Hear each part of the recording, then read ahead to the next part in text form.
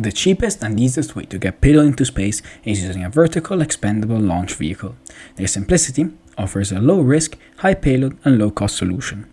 The European Space Agency relies on the Ariane family of heavy lift launchers, and in this video we will simulate its latest rocket, the Ariane V, during its 250th launch. Liftoff was on November 26, 2019 from ESA's spaceport in French Guiana. Mission objective was to carry two communication satellites, the TIBA-1 and Inmarsat GX5, to a geostationary transfer orbit with apogee altitude of 35,786 km and perigee of 250 km. ESA's spaceport in French Guiana allows for an easterly launch over the sea, avoiding overflying populated areas.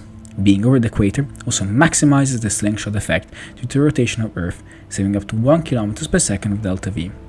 As delta V is crucial, as Ariane V will require 12 km per second to reach geostationary transfer orbit.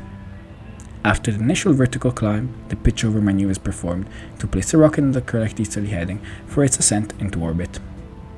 To help itself, it uses two solid rocket boosters, which provide 14 meganewtons of thrust during liftoff.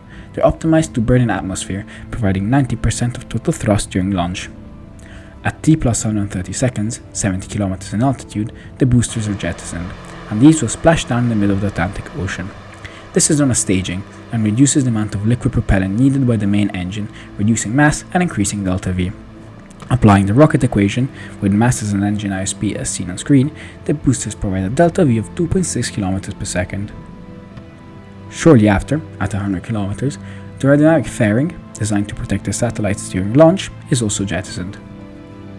The core cryogenic stage is the key propulsion stage which will position Ariane 5 in a low Earth elliptical orbit.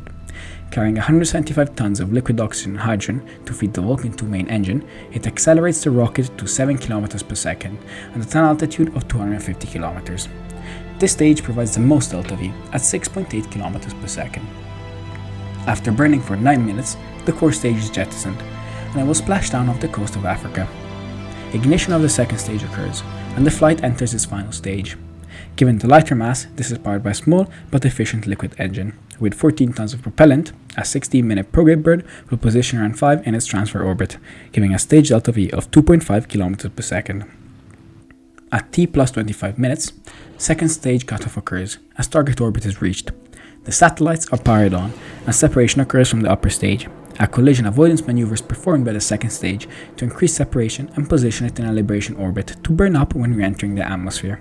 This successfully completes the Ariane 5 mission, as the satellites will then use their own thrusters to circularize the orbit.